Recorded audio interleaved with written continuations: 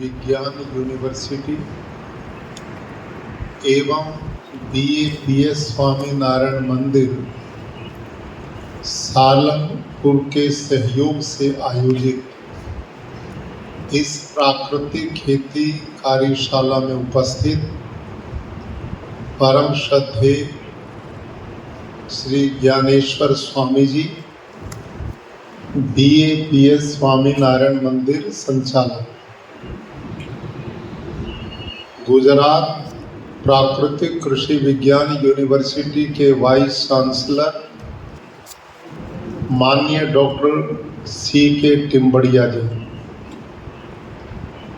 जिला विकास अधिकारी माननीय श्री अक्षय बुढ़ानिया जी और प्राकृतिक खेती मिशन को पूरे प्रदेश में निस्वार्थ भाव से अपनी पूरी टीम के साथ अहरनिश लगे हुए माननीय महात्मा प्रफुल्ल भाई संजलिया जी, उपस्थित हमारे आत्मा के डायरेक्टर श्री जोशी जी, कृषि विभाग के अधिकारीगण और मुझे जैसा कि टिम्बड़िया जी ने सूचना दी है लगभग 70 अलग अलग स्वयंसेवी संस्थाओं के प्रतिनिधिगण, भाई और बहनों, खेडूत बंधुओं, आज की इस कार्यशाला में इस पवित्र मंदिर के प्रांगण में आप सब जिम्मेदार नागरिकों का मैं भी हार्दिक अभिनंदन और स्वागत करता हूं। जैसा कि मुझे डॉक्टर टिम्बड़िया जी, पूज्य स्वामी जी ने अभी हमारे बीच में रखा कि 2 दिन से आप प्राकृतिक खेती मिशन को एक जन आंदोलन कैसे बनाया जा सकता है, इस विषय पर आप लोगों ने निरंतर चिंतन किया है। अभी मंच से स्वामी जी ने कहा कि गवर्नर साहब के आभारी हैं कि वो हमारे छोटे से कार्यक्रम में इतनी दूर से आए, हमारे ऊपर उपकार किया, लेकिन ऐसा कुछ भी नहीं है। उनकी इसी बात को ध्यान में रखते हुए मुझे घटना याद आई। अमेरिका के राष्ट्रपति थे अब्राहम लिंकन। एक दिन की घटना है कि उनके देश में कोई बड़ी आपदा आ गई। इस आवाज को थोड़ा सा कम करवाएं। अमेरिका में एक बहुत बड़ी आपदा आ गई। अचानक संसद का अधिवेशन बुलाया गया। अब्राहम लिंकन राष्ट्रपति अमेरिका द्वारा, और वो लोग इस बारे में हमसे ज्यादा गंभीर हैं, समय का बहुत पालन करते हैं। तो ठीक समय पर वो अपने घोड़े की पीठ पर बैठकर संसद भवन के लिए चल पड़े। जिस रास्ते से वो चले जा रहे थे, उस रास्ते में सूअर का एक बच्चा पानी की एक गंदी नाली में फंसा हुआ था और वो चीख रहा था। अब्राहम लिंकन का घोड़ा जब उस सूअर के बच्चे को चीख को सुनते हुए बराबर से गुजर रहा था, तो यह उसकी चीख पुकार अब्राहम लिंकन के कानों में गूंजी। उनको बड़ी पीड़ा हुई कि ये बच्चा बहुत दुखी है, बड़ा परेशान है, तड़प रहा है। लेकिन अब्राहम लिंकन ने चिंतन किया कि मैं इसे निकालने लगूंगा तो मैं संसद में समय पर नहीं पहुंच पाऊंगा, और इस सूअर के बच्चे की चीख पुकार की अवहेलना करते हुए उसका घोड़ा आगे बढ़ गया। लेकिन ज्यों ज्यों घोड़ा आगे बढ़ रहा था, त्यों त्यों उस सूअर के बच्चे की चीख पुकार अब्राहम लिंकन को ज्यादा परेशान कर रही थी। दूर चले गई, लेकिन अब वो आगे नहीं बढ़ पाए। वापस घोड़ा मोड़ लिया और आकर के घोड़े से नीचे उतरे, हाथ से गंदी नाली में घुसे और सूअर के बच्चे को बड़ी समझदारी से पकड़कर और बिना कष्ट पहुंचाए बाहर निकाल दिया। और उसको जब सड़क पे छोड़ा तो सूअर का बच्चा दौड़ पड़ा और दौड़ते रुका और गर्दन मोड़ करके अब्राहम लिंकन की ओर उसने देखा, मानो धन्यवाद किया और फिर दौड़ गया। भाइयों और बहनों, अब्राहम लिंकन समय पर संसद पहुंच नहीं पाए।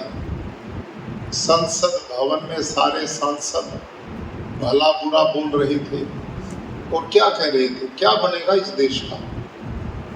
खुद राष्ट्रपति मीटिंग बुलाता, खुद इसमें आता नहीं। हम यहाँ बैठे हैं, समय का पालन नहीं करते। इतना सब सुरसुराहट चल रही थी। इसी बीच में अब्राहम लिंकन अपने घोड़े से उतरा। कीचड़ की नाली में घुसने के कारण सारे कपड़े गंदे हो गए थे, लेकिन वो बड़ी तेजी से आए और उन्होंने सबसे माफी मांगते हुए कहा कि मैं लेट हो गया, क्षमा चाहता हूं और अब इस कार्यक्रम को आरंभ किया जाए। सभी सांसदों ने देखा अब्राहम लिंकन राष्ट्रपति ऐसे कपड़े इनके गंदगी से सने हुए हैं, तो उन्होंने कहा भाई लेट तो हो ही गए, 1 मिनट और सही, हम पूछना चाहते हैं ये कपड़े गंदे कैसे हो गए। अब्राहम लिंकन ने कहा इसके लिए समय बर्बाद मत करो, बात शुरू करिए। लेकिन लोगों ने भी जिद कर ली, सांसदों ने कहा नहीं कोई बात नहीं, अब लेट तो हो ही गए, ये गंदे कपड़े कैसे हो। अब्राहम लिंकन ने बताया भाई मेरे लेट होने का कारण भी यही रहा, जिसके लिए मैं क्षमा चाहता हूँ। क्या कारण रहा कि मैं ऐसे ऐसे आ रहा था, सूअर का एक बच्चा नाली में फंसा हुआ तड़प रहा था, बस मैं उसे निकालने के लिए कूद पड़ा और इसी कारण मैं लेट हुआ और इसी कारण ये कपड़े भी गंदे हो। बस जब इतना बोलना था, तालियों की गड़गड़ाहट से पूरा संसद भवन आलोकित हो गए। और कहाँ तो ये कह रहे थे देश का क्या बनेगा, और कहाँ उल्टा बोल रहे हैं कि मेरे देश का राष्ट्रपति अपने देश के क्षुद्र प्राणी सूअर के बच्चे के कष्ट को भी अपना कष्ट मानता है, उसके दुख को भी अपना दुख मानता है, और उसके लिए जिसने संसद की भी परवाह नहीं की, उसकी जीवन को बचाने के लिए हमें गर्व है ऐसे राष्ट्रपति के ऊपर। तो उनकी प्रसन्नता के लिए उनके लिए कसीदे पढ़ने शुरू हो गए। तो तब राष्ट्रपति अब्राहम लिंकन ने गजब की एक बात कही। अब ध्यान से सुनना इस बात को, ये घटना का निचोड़। अब्राहम लिंकन ने कहा जो मेरी आप प्रशंसा कर रहे हैं बिल्कुल गलत है। मैंने सूअर के बच्चे के कष्ट दूर करने के लिए काम नहीं किया, मैंने तो अपने दुख को दूर करने के लिए काम किया था। यदि मुझे सूअर के बच्चे का कष्ट होता तो पहली बार में ही आवाज सुनते घोड़े से उतर के उसको निकालना चाहिए था। मैं तो बहुत दूर आगे जा करके फिर वापस आया। क्यों आया कि जो जो आगे बढ़ रहा था उसकी कराहना की आवाज मुझे दुखी कर रही थी और मैं दुखी रहता। मैं वापस इसलिए उसको निकाल करके मेरा दुख खत्म हो गया। तो भाई और बहनों, मैं खुद इस बात को मानता हूं, प्राकृतिक खेती का मिशन ये मेरी कोई महानता का मिशन नहीं। जिन संस्कारों में गुरुकुलों में मैं पढ़ा, ऐसे महात्मा संतों के जीवन का सानिध्य मुझे लंबे काल तक मिला और उस बचपन के संस्कारों में एक प्रेरणा दी गई। इसी गुजरात की धरती में स्वामी दयानंद सरस्वती अंकारा राजकोट के पास पैदा हुए, जिन्होंने उत्तर भारत में बहुत बड़ा स्वतंत्रता आंदोलन का काम चलाया था, सामाजिक कुरीतियों के विरोध में काम किया था, राष्ट्र उत्थान के लिए काम किया था। उस महान सन्यासी का एक नारा था, पहला नारा, कि प्रत्येक व्यक्ति को, ध्यान करिए, प्रत्येक व्यक्ति को अपनी ही उन्नति में संतुष्ट नहीं होना चाहिए, किंतु सबकी उन्नति में अपनी उन्नति समझनी चाहिए। ये संस्कार, इन संस्कारों में विचार है कि इस समय एक जिम्मेदारी का पद सौभाग्य से हमें मिला। आप जैसे बहन और भाई जो यहाँ पर बैठे, एक ऐसे सुखी अच्छे लोगों के बीच में आपका जन्म हुआ और ऐसा मानव जीवन पाकर हम केवल अपने सुख में सुखी होकर शांत बैठ जाएं और चारों तरफ देखें, पर्यावरण बिगड़ रहा है, पानी पीने का बचा नहीं, सांस लेने की शुद्ध हवा बची नहीं, धरती माँ जहरीली हो गई, गौ माता सड़कों पर धक्के खाने के लिए मजबूर हो गई, बीमार लोग होकर के अस्पतालों में भीड़ बनाए हुए, किसान गरीबी से जूझ रहा, खान पान की सब वस्तुएं जहरीली बन चुकी, आने वाली पीढ़ियों पर खतरा मंडरा रहा। इतनी चुनौतियों का केवल और केवल समाधान एक ही है।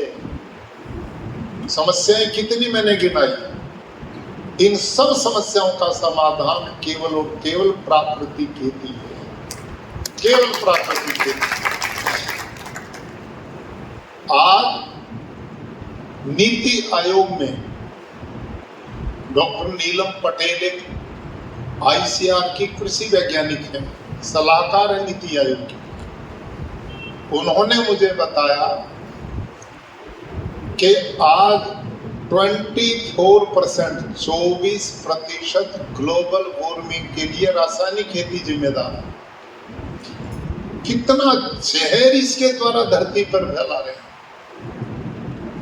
और इस समय इतने असाध्य रोग बड़े बड़े सिटीज, कलकत्ता, मुंबई, दिल्ली, बड़े जो सिटीज, छोटे छोटे बच्चे जिन्होंने कोई पाप नहीं किया जन्म लेके, छोटी उम्र में चश्मे चढ़ रहे, फेफड़े खराब हो रहे, छोटे छोटे बच्चों को कैंसर हो, ना बीड़ी पीते, ना शराब पीते, ना सिगरेट पीते, इतने बच्चे ने कैंसर से जूझ रहे हैं, कोई ब्रेन ट्यूमर हो रहा है, हार्ट अटैक हो रहे हैं, पैनक्रियाज फेल हो रही है।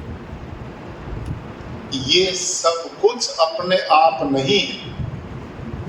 मैं बार बार एक बात कहता हूं ऋषियों की, हमारे यहाँ षड दर्शन है, 6 शास्त्र है, उनमें लिखा कारणाभावात् कार्य भावन न तो कारणाभावात् कार्य भावन। इस दुनिया में कारण और कार्य का सिद्धांत काम करता, बिना कारण के कार्य हो ही नहीं सकता। कोई आदमी यूं कहे कि बिजली बिल्कुल नहीं थी, पंखे बड़े तेज चल रहे थे, समझ में आएगी? क्यों साहब? कोई आदमी यूं कहे कि बादल एक भी नहीं था और वर्षा बहुत हुई, हो सकता है? बोलो भाई कमजोर विद्यार्थी हो, मेरी क्लास में बोलना, चुप नहीं बैठना, ठीक है? आराम से बातचीत करेंगे, थक गए क्या? कोई आदमी यूं कहे कि धुआं बहुत था लेकिन अग्नि बिल्कुल नहीं थी, कोई मानेगा? तो ये है कारण कार्य का सिद्धांत। कारण होगा तो कार्य होगा, अग्नि होगी तो धुआं होगा, बिजली होगी तो पंखा चलेगा, बादल होंगे तो वर्षा होगी, और कारण नहीं होगा तो कार्य की कल्पना नहीं कर सकते। लोग अक्सर हमें से क्या कहते हैं कि मेरा दोस्त यार रात मेरे साथ था, हम तो एक शादी में इकट्ठे थे, हमने साथ खूब खाया और खूब गप्पे मारी, और सवेरे पता लगा तो मित्र जी चले गए, विदाई ले गए, अचानक ही हो गया। भैया ये अचानक नाम की चीज दुनिया में है ही नहीं, अचानक नहीं हुआ। पता नहीं कितने लंबे समय से अंदर बीमारी पक रही थी, और वो इतनी पक गई कि रात में विस्फोट होकर के फट गया, सब कुछ उड़ गया। समझ में आया कि नहीं? बिना कारण के कार्य हो ही नहीं सकता। अचानक एकदम हो गया, वो ठीक था वो मर गया, वो जा रहा था ठीक था वो गिर के मर गया।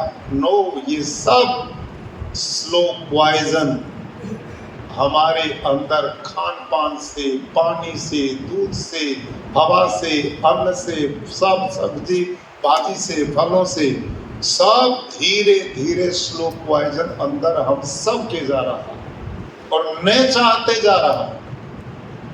अक्सर लोग अब तक कह देते थे इसका खान पान गलत है, ये दारू बिगरेट सिगरेट वो है ही नहीं, प्रयोग करने की चीज तो है ही नहीं। लेकिन ऐसी माताएं बहनें जिन्होंने कभी धुआं सिगरेट पी नहीं, दारू पी नहीं, कुछ किया नहीं, फिर भी कैंसर हो रहे हैं। इतने छोटे बच्चे उनको हो रहे हैं। आज हार्ट अटैक मेरे को डॉक्टर्स बताते आते रहते मिलते रहते हैं कि जी 50 साल से नीचे के किसी जवान का छाती में दर्द होके आता था तो हम हार्ट अटैक की मन में सोचते ही नहीं थे, और यही सोच के इलाज करते थे, इसको कोई गैसिक प्रॉब्लम है दवाई देके भेज देते थे। हम इतने निश्चिंत थे। लेकिन अब 20-22 साल का भी बालक, युवा बेटे बेटी आते हैं तो हम यदि उसको दर्द है तो सीधा हार्ट कब पे सोचते हैं और वही मिलता है। ये हाल बन गई हाजर। अस्पताल भरे पड़े, बेड नहीं मिलते। अस्पतालों में जाओ ऐसे भीड़ मिलती जैसे कोई ट्रेन छूट के स्टेशन पे आती है ना, ऐसे धक्के मिलते हैं और लगता जैसे सारा ही देश बीमार हो गया। आया ना? होता कि नहीं ऐसा?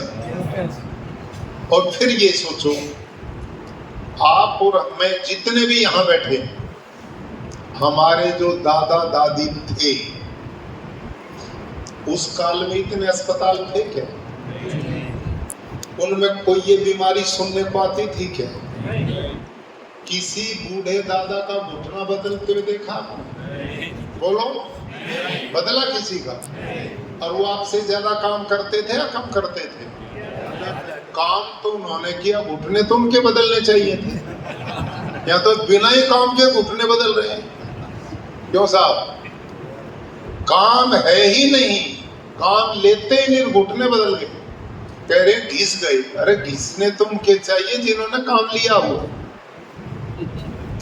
कुछ करते नहीं, गाड़ी में चलते हैं, गाड़ी से उतरते हैं, एसी में बैठ जाते हैं, वही एसी में खाते हैं, एसी ऑफिस में जाते हैं और फिर भी घुटने बदल रहे हैं। उन बूढ़ों का ना किसी का हार्ट अटैक हुआ, ना उन बुजुर्गों को कभी कैंसर का नाम सुना, ना किसी बुजुर्ग ने डायबिटीज को सुना क्या होता है। क्यों साहब? ये सारे प्रोग्राम हमारे देखते देखते कोई घर बचा है जिसमें शुगर पेशेंट ना हो। आया ना? हो गया ना? और हमारे बुजुर्गों में किसी को भी नहीं था। मेरे को बड़ी हंसी की मजाक की बात याद आती है। मैं छोटा बच्चा, जैसे स्वामी जी का गुरुकुल, ऐसे गुरुकुल में पढ़ता था, और ये गुरुकुल बेचारे उस समय दानी लोगों के सहयोग से चलते थे। तो एक बड़े सेठ बुलाए हमारे इस गुरुकुल में, छोटा गुरुकुल था, कि ये दान देंगे सेठ जी, एनुअल फंक्शन था हमारा, उसमें बुलाए गए। और मेरे जैसे 2-3 बालकों की ड्यूटी लगी उनकी सेवा के लिए। जहां वो ठहरे हुए थे उनके आवास में दिक्कत ना आए, उनके भोजन में दिक्कत ना आए, उनको कोई असुविधा ना हो, क्योंकि बड़े सेठ थे, दान लेना था उनसे। तो जी हमें बताया गया, हमने खीर बनवाई, हलवा बनवाया, पकवान बनवाए, कई चीजें बनाई गई और हमें बांटने के लिए, उनको परोसने के लिए निश्चित किया। मैं छोटा था, 7वीं 8वीं 9वीं में पढ़ता था। तो हमने तो बड़ी श्रद्धा से सेठ जी को हलवा दिया। अरे भैया नहीं ये नहीं खाऊंगा, एक खीर डाली, इसको तो बिल्कुल ही बंद करो, बूढ़ी लाई रे, दूर हटाओ। मैं कहा महाराज क्या लेंगे? बस मग मूंग की दाल का पानी और एक सूखा फुल्का। तो हम उनके मुंह की ओर देखे, मैंने कहा सेठ जी हमने तो हमारे गुरुजियों ने बड़ी श्रद्धा से आपके लिए हलवा पूरी और ये खीर बनवाई, थोड़ा सा तो ले लो। अरे भाई मैं मर जाऊंगा। मैं कहा जी ये तो खा के बलवान होते, मर कैसे जाएंगे? तो उन्होंने कहा मेरे को शुगर है। अब मेरे को ये नहीं पता था शुगर क्या होता है 7वीं 8वीं क्लास। मैंने कहा जी वो क्या होता है? उन्होंने कहा मेरे अंदर चीनी बनती। मैंने कहा तो चली चलाई फैक्ट्री आ गई चीनी। ये सच्ची घटना है, मेरे साथ हुई। और हम जैसे तैसे एक दूसरे को हंसे बच्चे थे कि आदमी भी चीनी की फैक्ट्री बन गया। और वो तो चलो जैसे तैसे सूखा फुल्का खा के काम चला। वो खीर हलवे हमने उड़ाए फिर मजे। और वो बाद में हम हंसे मुस्कुराए, मजाक किया, अरे कमाल हो गया, लोगों में भी चीनी बनती है, ये क्या बीमारी? फिर भी नहीं समझ में आई मेरी।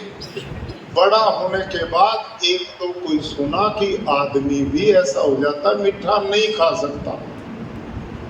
मेरे उस काल में शहर के कोई लोग, लाखों में से 1-2 को पता लगता था डायबिटीज, शुगर नाम की बीमारी है। ये था मेरे जीवन का। और आज हमारे अपने घरों में लोग आ गए और कुछ नहीं था बीमारी पहले, अब आ गई। क्यों?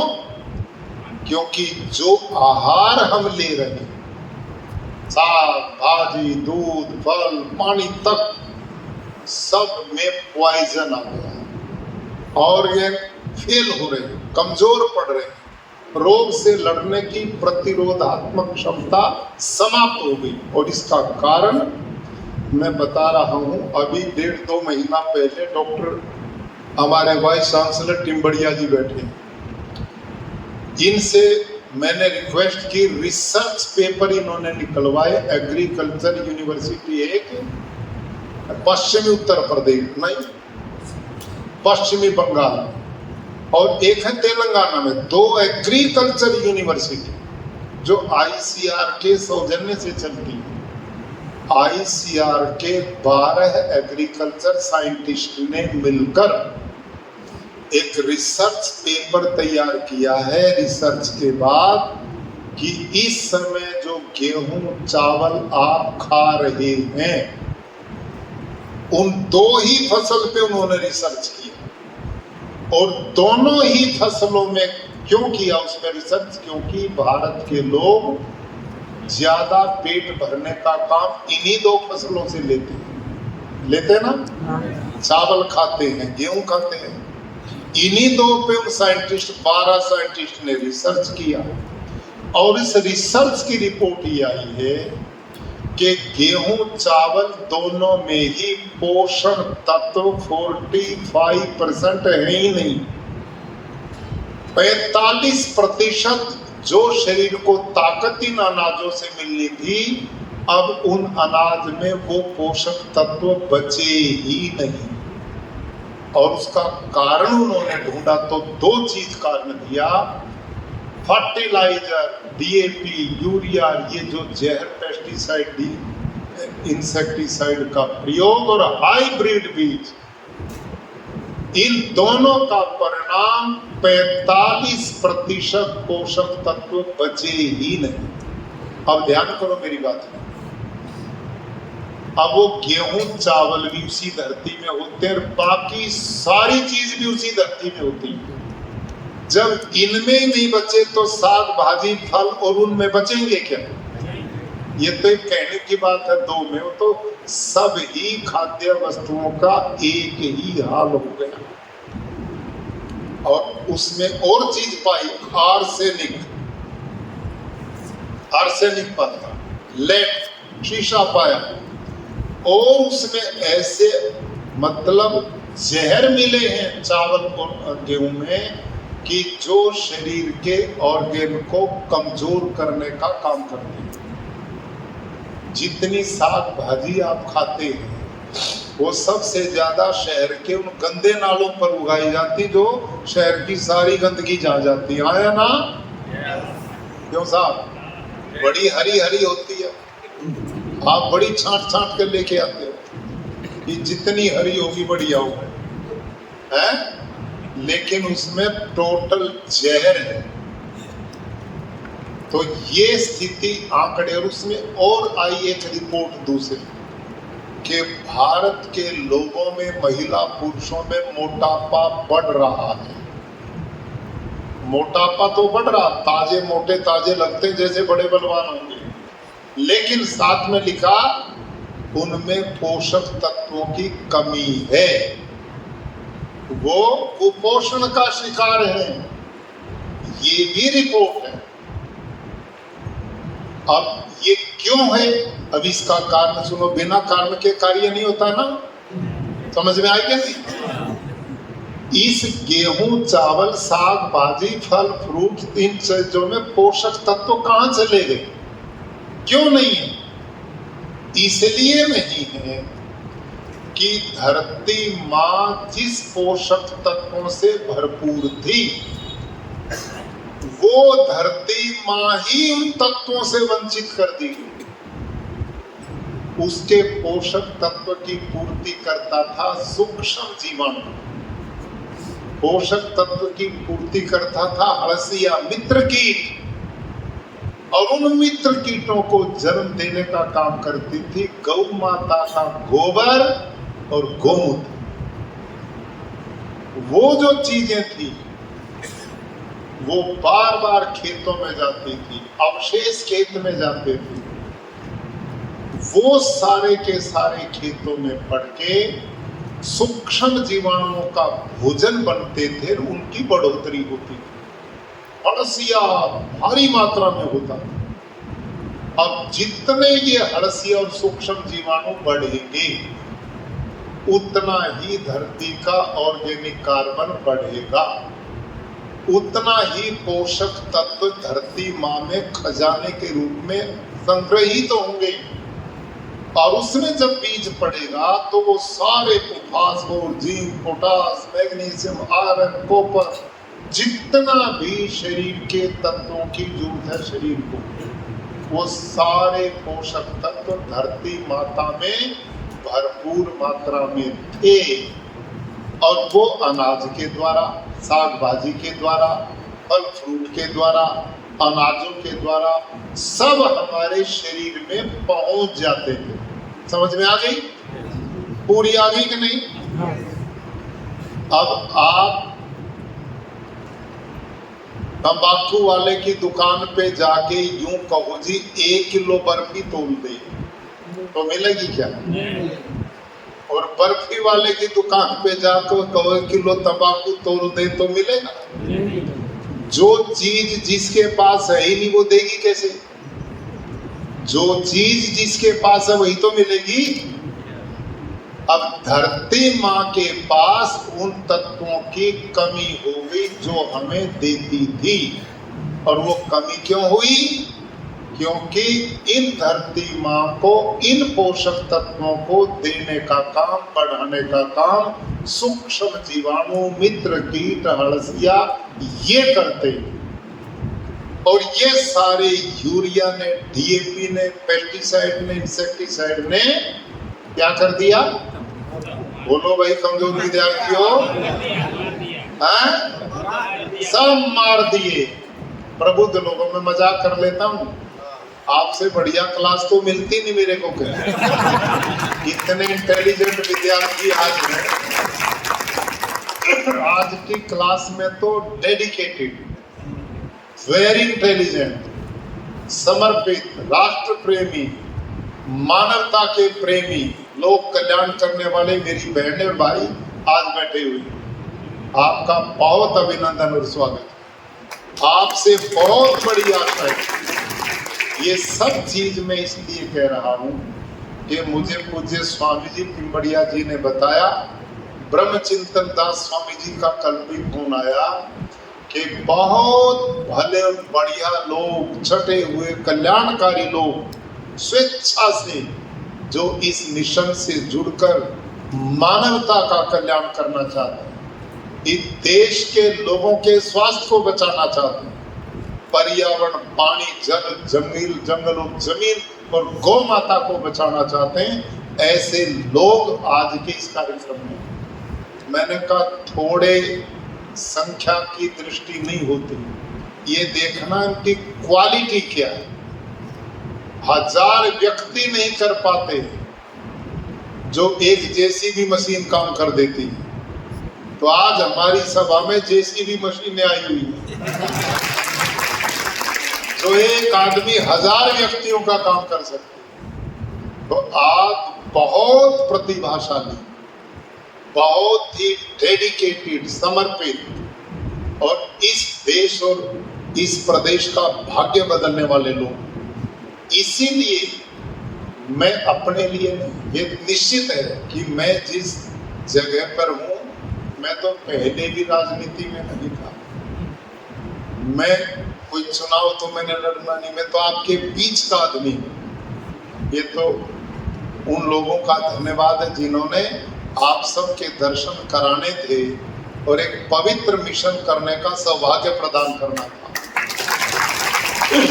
हम एक टीम के आदमी, कोई छोटा बड़ा नहीं, हम एक परिवार के लोग, और इन संतों के नेतृत्व मुझे बहुत खुशी हुई।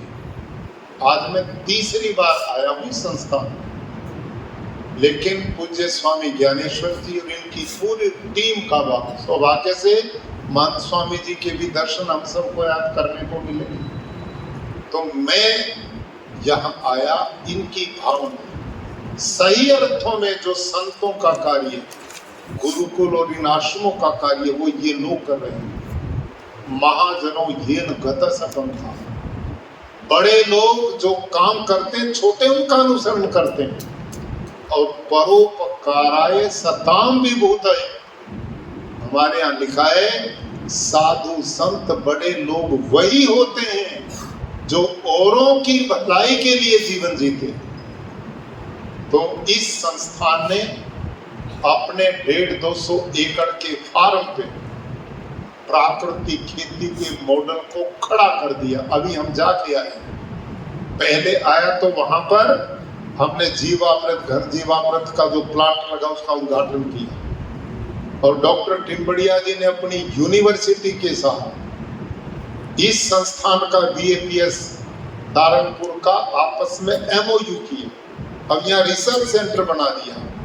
पूज्य स्वामी जी ने इतना सुंदर हॉल खेत के बीच में बना दिया ताकि किसान आए, खेत भी देखें प्रैक्टिकल और ट्रेनिंग भी लें। ये है सही अर्थों में सही तरीका ट्रेनिंग देने का। आजकल खेती के वो लोग भाषण दे रहे हैं जिनको खेती करनी नहीं आती, घर में खेती नहीं, देसी गाय नहीं, जानते खेती को है, भाषण दे रहे हैं, कैसे मानेगा व्यक्ति? वही बात उसी की मानी जाएगी जो प्रैक्टिकल है। मैं जो अपनी बात कहने में समर्थ हूं इसलिए हूं कि मेरे पास 350 गाय हैं, मेरे पास 180 एकड़ का स्वामी जी की तरह बिल्कुल प्राकृतिक खेती का फार्म है। एक बूंद भी यूरिया, डीएपी, पेस्टिसाइड, इंसेक्टिसाइड मैं खेत में नहीं जाने देता।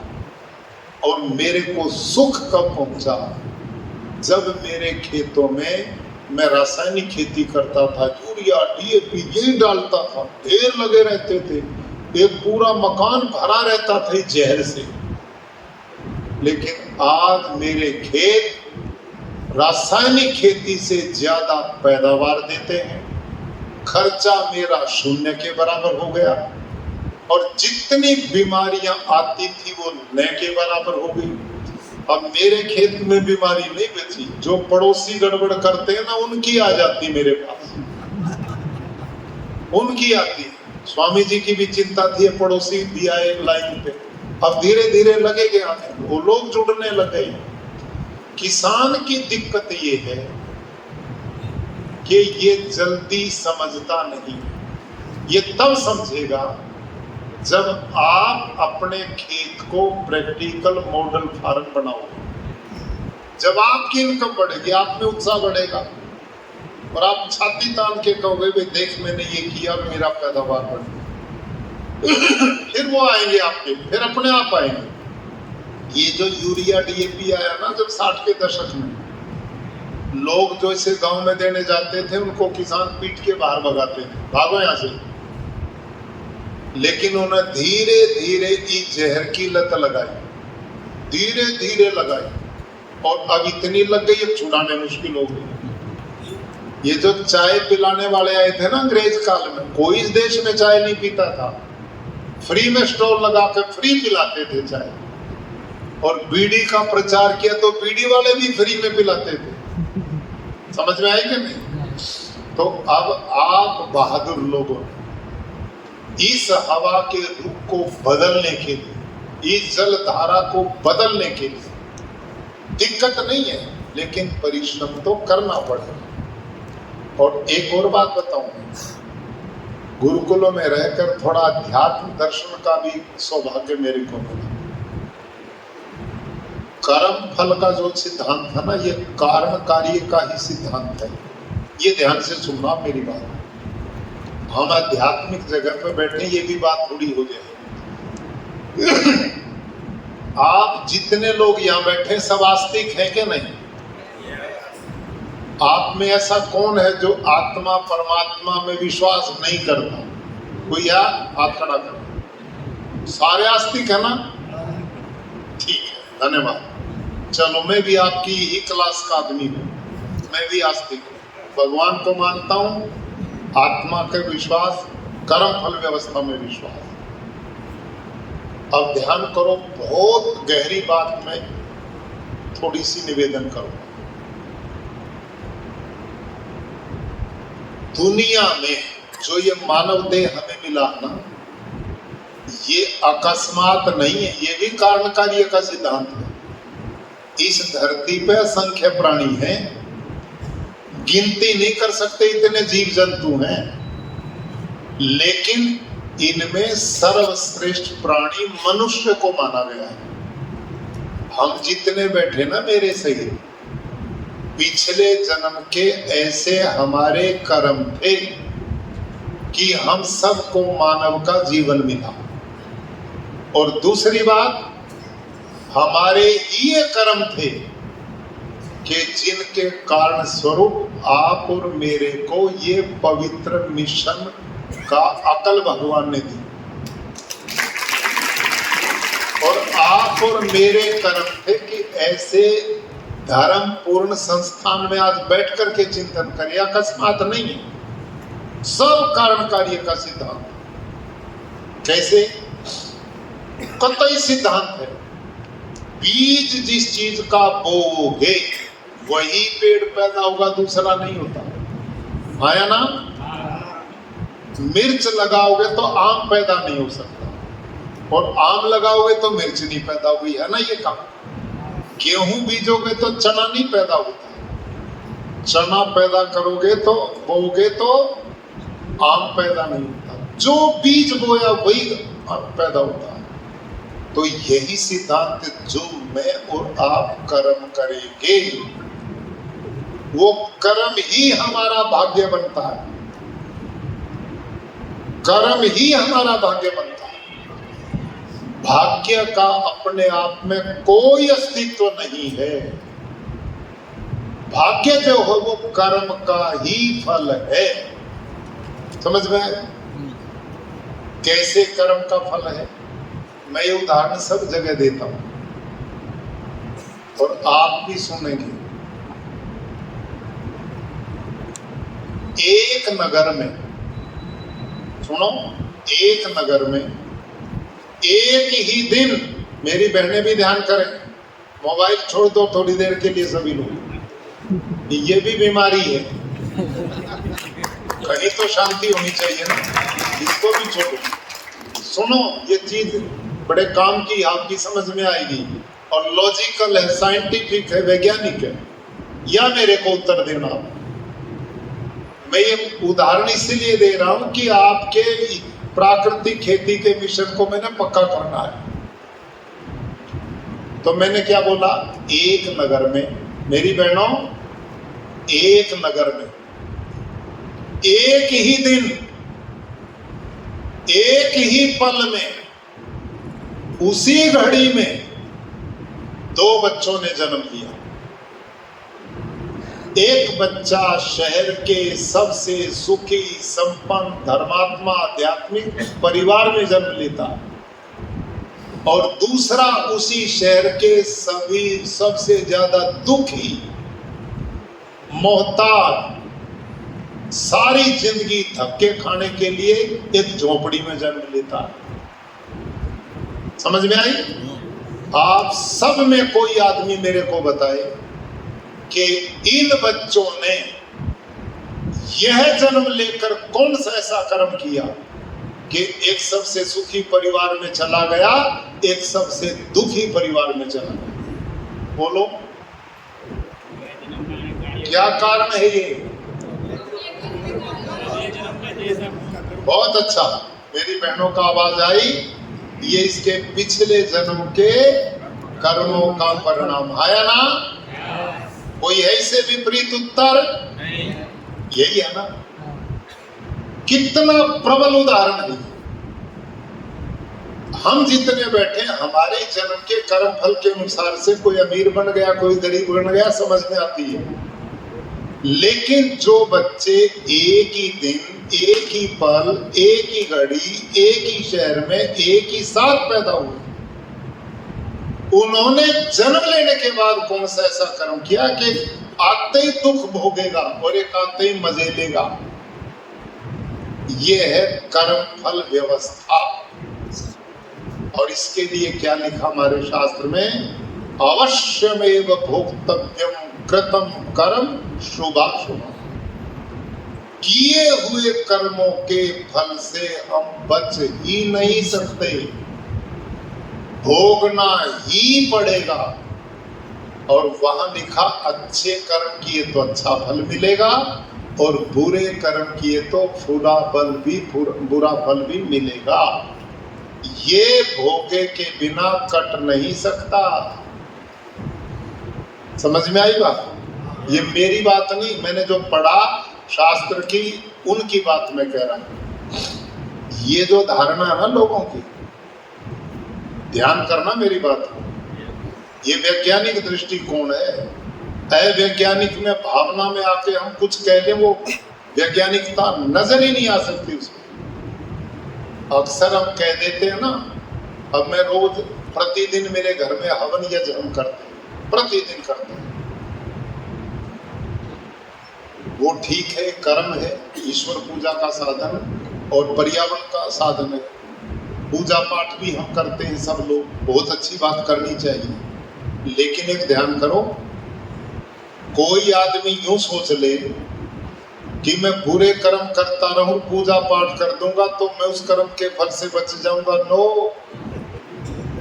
ये गलत है। कोई आदमी यूं सोचे ना, ये पढ़ लिखी चीजें हैं लेकिन अनर्गल बातें, वैज्ञानिक नहीं। वही लिखा हुआ, वही शास्त्र का प्रमाण दे करके मैं बात करूंगा। कोई आदमी यूं सोचे कि मैंने बहुत गलत काम कर दिए, चलो गंगा में डुबकी लगा जाते हैं, पिछले वाले धोए आएंगे और नए के लिए सर्टिफिकेट ले आएंगे। ये धारणा है कि नहीं है ना? नो, ऐसा नहीं है। उस जमुना गंगा में तो इतने मगरमच्छ हैं, इतनी मछलियां हैं, सांप हैं, उसमें केच कछुआ है, मेंढक हैं, वो तो सब मुक्ति में जाएंगे। इसका मतलब जो रहते उसके अंदर है। नो, ये कतई संभव नहीं। शास्त्र कहता अवश्य में भोक्तव्य कृतम कर्म शुभाशुभम, किए हुए कर्म का फल शुभ है तो शुभ फल मिलेगा और अशुभ है तो अशुभ फल भोगना पड़ेगा। बिना भोगे वो कट नहीं सकते। तो वह एक प्रश्न किया गया, देखो मजे की बात, प्रश्न किया कि ऋषि कि भाई जब किए कर्मों का फल भगवान माफी नहीं करते तो ये भगवान की पूजा क्यों करें? सारा दिन टाइम क्यों खराब करें इसके पीछे? मेरे से गलती है कि उसने माफ नहीं की, प्रार्थना करने पर तो मैंने कौन सा ठेका ले रखा उसकी पूजा का? समझ में आए कि नहीं? जब भगवान मेरे पाप को माफी नहीं करते तो मैं पूजा क्यों करूं? तो उसका उत्तर महर्षि पतंजलि ने योग शास्त्र में दिया। और क्या उत्तर दिया? हेयं दुःखम अनागतम, हेयं दुःखम अनागतम, कि भगवान की भक्ति बहुत जरूरी है। ईश्वर का ध्यान करना बहुत जरूरी। क्यों करना? इसलिए करना कि आदमी पानी के संपर्क में आएगा तो शीतलता मिलेगी कि नहीं, और अग्नि के संपर्क में आएगा तो ताप मिलेगा कि नहीं। और भगवान सर्वगुण संपन्न है, वो सच्चिदानंद स्वरूप है, न्यायकारी है, दयालु है, अजन्मा है, अनंत है, निर्विकार है, अनादि है, अनुपम है, सर्वाधार है, सर्वेश्वर है, सर्वव्यापक है, सर्वांतर्यामी है, अजल है, अमर है, अभय है, नित्य है, शुद्ध है, बुद्ध है, मुक्त है।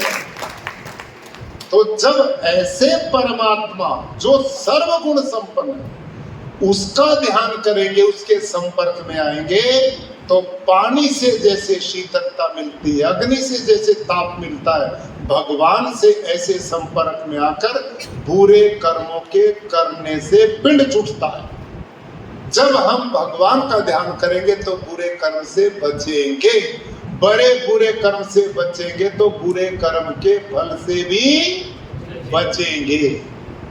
यह है भगवान की पूजा का। लेकिन जो कर दिए ना वो नहीं कटने वाले, वो तो भोग के ही कटेंगे।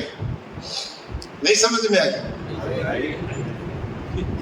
मैं एक उदाहरण दिया, एक महात्मा उपदेश दे रहे थे, जैसे आप बैठे मेरे की, जैसे मैं भाषण दे रहा था, और यही कर्म फल की बात कह रहे थे, जैसा करोगे वैसा फल भोगना पड़ेगा। तो एक जवान खड़ा हो गया बीच में, युवा, और उसने कहा महात्मा जी ये बात क्या ठीक है, जो जैसे कर्म करेगा वैसा फल मिलेगा?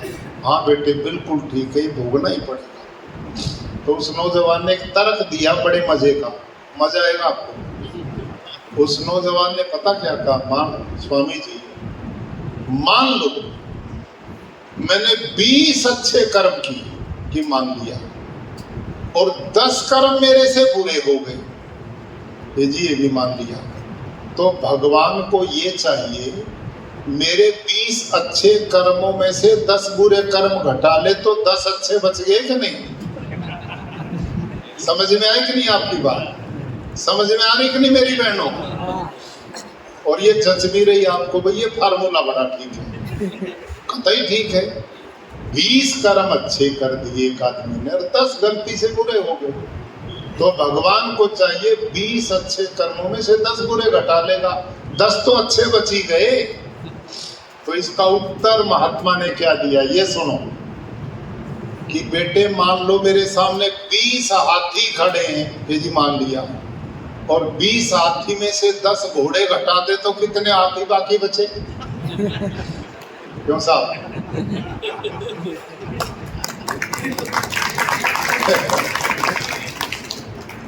तो युवक ने कहा महाराज हाथी में से तो घोड़े घट ही नहीं सकते, कि जब हाथी में से घोड़े नहीं घट सकते तो 20 अच्छे कर्मों में से भी 10 बुरे कर्म अवश्यमेव भोक्तव्यम कृतम कर्म शुभाशुभम।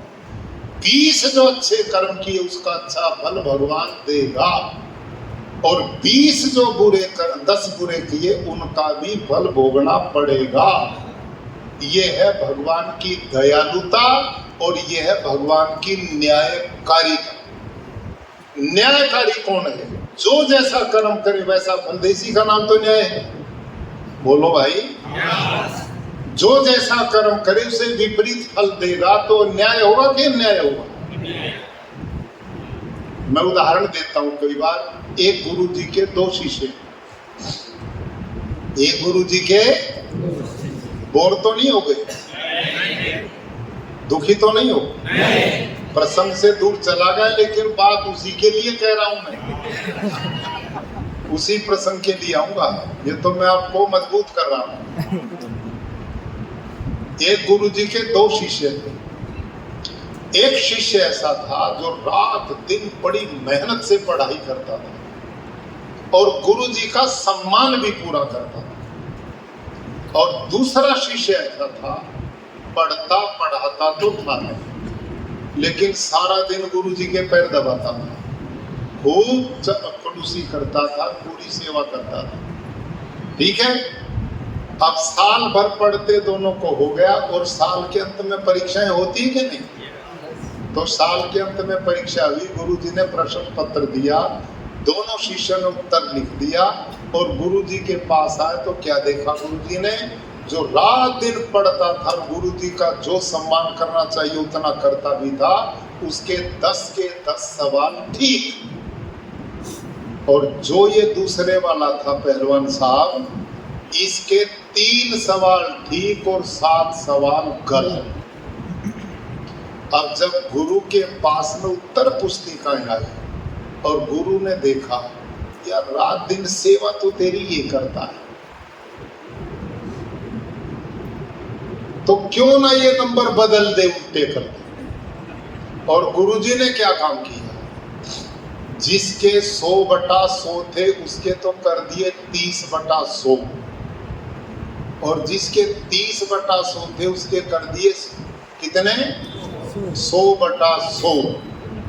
तो सारे बताओ मेरे को, ईमानदारी से बोलना एक स्वर में, जो गुरु ऐसे नंबर बदल देगा उसको न्यायकारी कहोगे या अन्यायकारी करोगे? हैं? अन्यायकारी हो गया कि नहीं? सब मानते हैं। अब बोलना है, चुप नहीं बैठना। यदि भगवान मेरे गलत काम का तो फल ना दे और उसको माफ कर दे, तो वो भगवान न्यायकारी होगा कि अन्यायकारी? अन्यायकारी हुआ कि नहीं?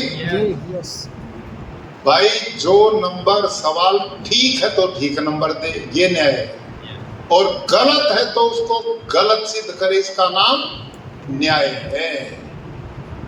आई समझ में? अब अगली बात सुनो। जो लोग यूं कहते हैं ना कि पाप हो गया, कोई बात नहीं, एक बार डुबकी लगा लो सारे खत्म हो जाएंगे, इनके लिए उपनिषदों में पता क्या लिखा ऋषियों ने? प्लवा हेते अदृढ़ा यज्ञ रूपा, कि आपके कर्मकांड, आपके ये यज्ञ हवन, आपकी पूजा पाठ, यदि आप ये सोच करके करते हो कि पाप रूप कर्म से बचा देंगे, किए हुए पाप को छुड़ा देंगे, ये तुम्हारी संसार सागर को तैरने की कमजोर नौकाएं हैं। ये मेरी बात नहीं, ऋषियों की, ये कमजोर नौकाएं हैं।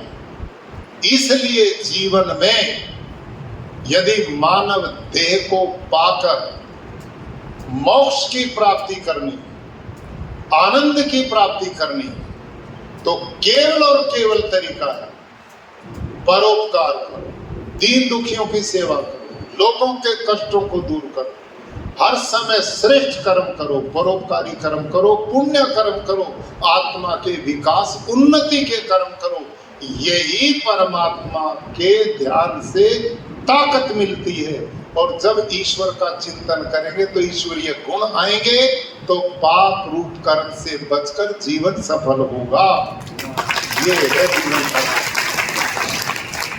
तो मेरे भाई और बहनों, मैं प्रसंग दूसरी तरफ ले गया।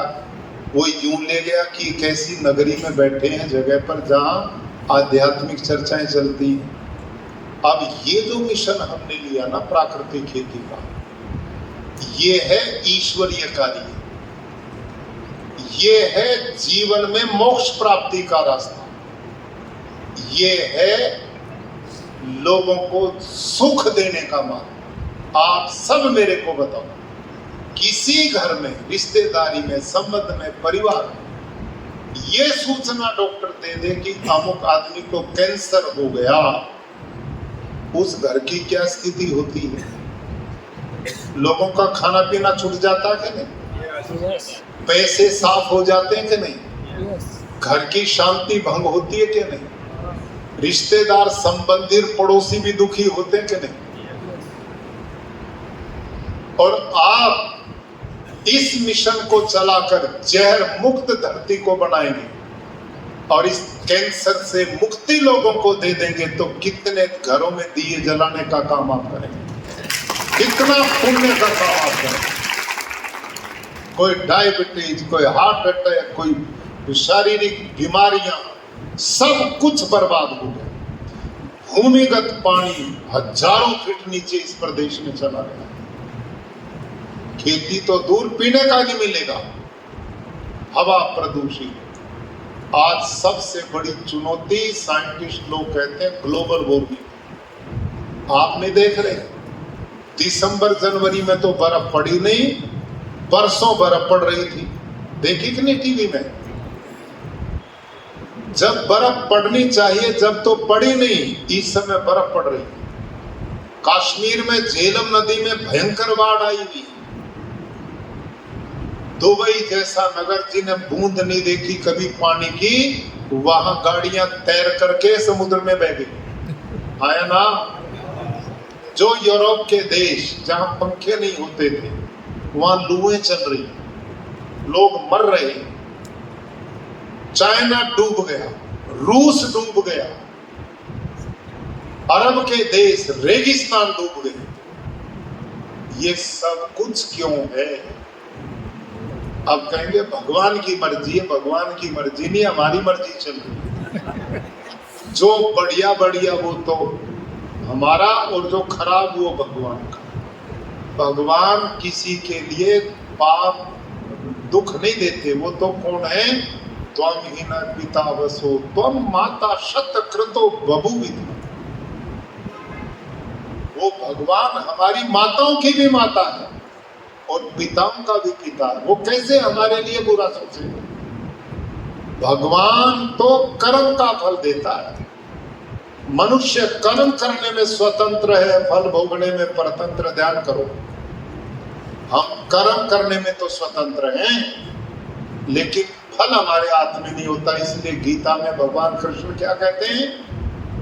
कर्मण्येवाधिकारस्ते मां फलेषु कदाचन मां कर्म फल हेतुर्भू माते संगोस्त्व विकर्म। मनुष्य तेरा कर्म करने का अधिकार, फल तो उसके हाथ में, ईश्वर व्यवस्था। और देखो, हम कर्म करते ना, भगवान हमें सचेत तो करता, लेकिन हम ऐसे बावले हैं कि कहते हैं तेरी मानेंगे हर समय, तो फिर हमारी क्या रही, अकड़ जाते हैं। जब भी हम बुरा काम करते हैं ना, भगवान 3 चीज लेकर के आता, भय, लज्जा और शंका। समझ में आई?